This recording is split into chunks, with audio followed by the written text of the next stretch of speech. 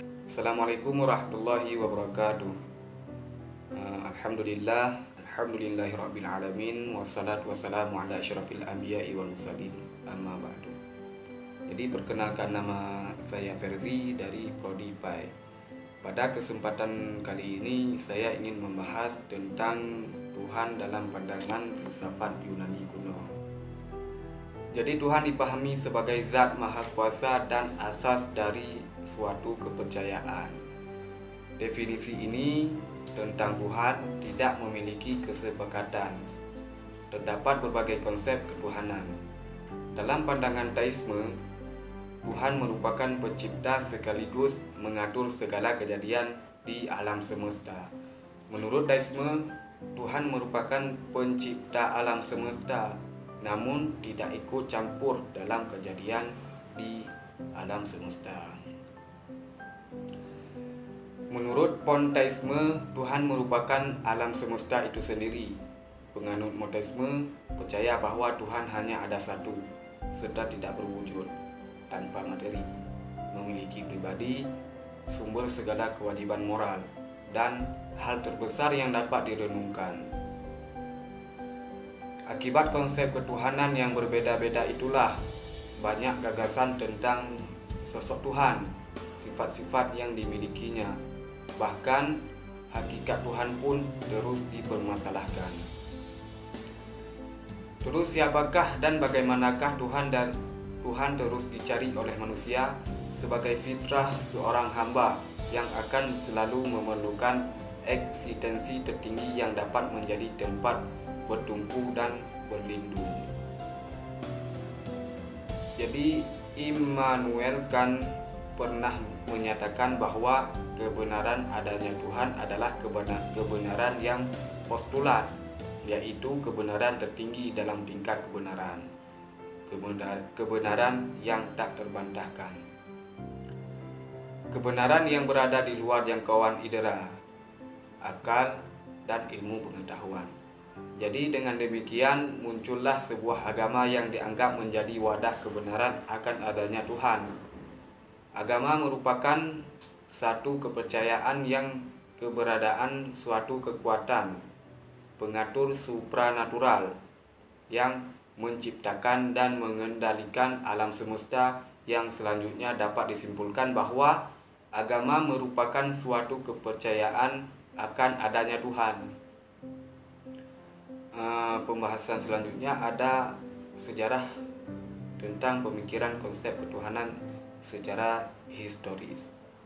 Jika menengok ke belakang, mempelajari kepercayaan umat manusia yang ditemukan hampir semua mempercayai adanya Tuhan yang mengatur alam raya ini, alam semesta ini. Orang-orang Yunani kuno menganut paham politeisme, yaitu keyakinan banyak Tuhan, yaitu binatang adalah Tuhan, dewa, Venus adalah Tuhan, dewa kecantikan, Mars adalah dewa peperangan, Minerva adalah dewa kekayaan. Sedangkan Tuhan tertinggi adalah Apollo atau dewa matahari. Orang-orang Hindu masa lampau juga mempunyai banyak dewa yang diyakini sebagai Tuhan. Keyakinan itu tercermin dalam hikayat Mahabharata. Masyarakat Mesir meyakini adanya dewa Isis, dewa Osiris, dan yang tertinggi adalah Ra. Masyarakat Persia pun demikian, percaya bahwa ada Tuhan gelap dan terang. Pengaruh keyakinan tersebut menambah ke masyarakat Arab. Walaupun ditanya tentang penguasa dan pencipta langit dan bumi, mereka menjawab Tuhan adalah Allah Subhanahu wa Ta'ala. Pada saat yang sama mereka menyembah juga berhala Al-Lata dan Al-Uzza dan Menata, yang merupakan tiga berhala terbesar di samping ratusan berhala lainnya. Terus yang dimaksud konsep ketuhanan menurut pemikiran manusia adalah konsep yang didasarkan oleh hasil pemikiran, baik pemikiran zahiriyah maupun batiniyah, baik berupa penelitian rasional maupun pengalaman batin. Dalam literatur sejarah agama terdapat teori evolusionisme, yaitu teori yang membahas adanya proses dari kepercayaan yang sederhana. Untuk melengkapi konsep tentang sejarah ketuhanan, Franz Magnisuseno lebih condong melihat proses ketuhanan yang dialami manusia sebagai proses pencarian yang bersifat pribadi dan sebagai penganut kepercayaan agama.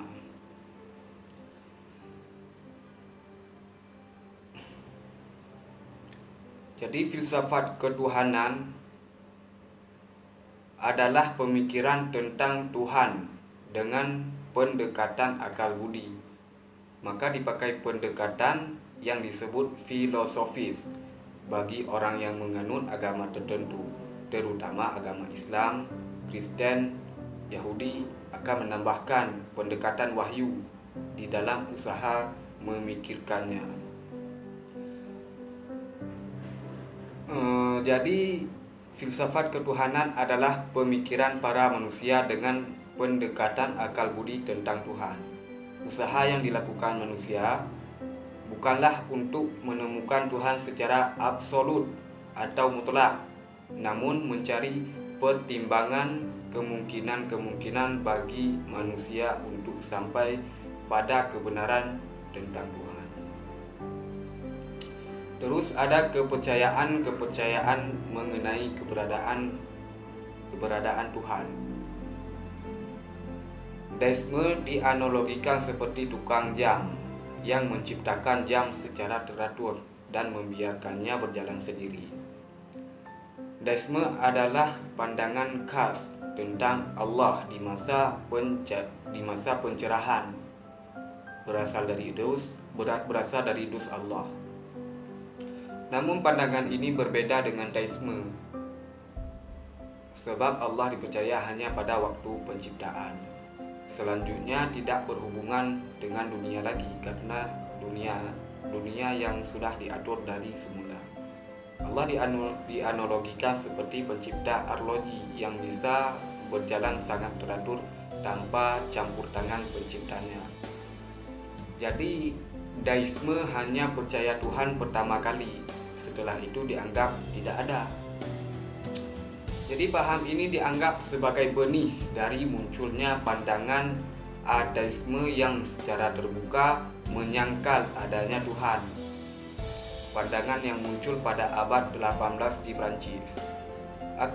Agnostisisme adalah paham manusia yang tidak mau tahu atau tidak tahu tentang adanya Tuhan.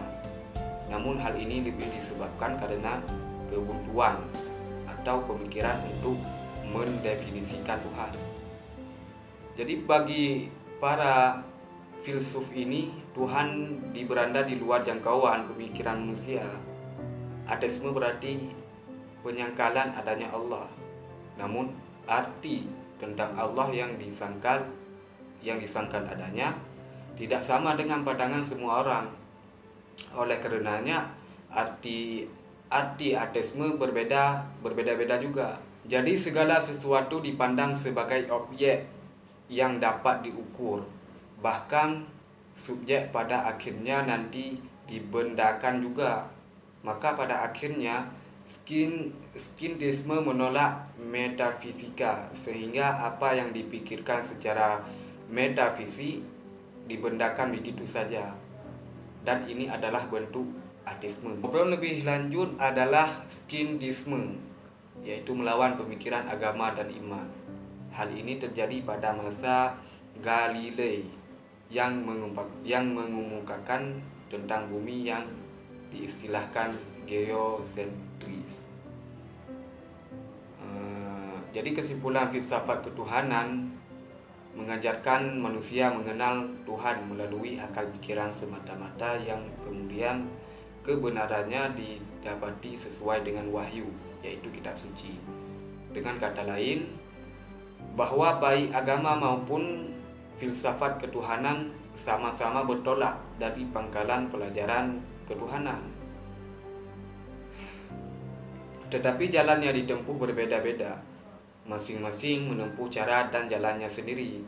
namun keduanya akan bertemu kembali di tempat yang dituju dengan kesimpulan yang sama, yaitu Tuhan ada dan Maha Esa. Jadi cukup sampai di sini pembahasan dari saya. Apabila ada kata-kata yang kurang jelas, saya selaku mahasiswa lagi dalam proses pembelajaran, maka dari itu saya mohon maaf dengan sebesar-besarnya. Cukup sampai di sini. Assalamualaikum warahmatullahi wabarakatuh.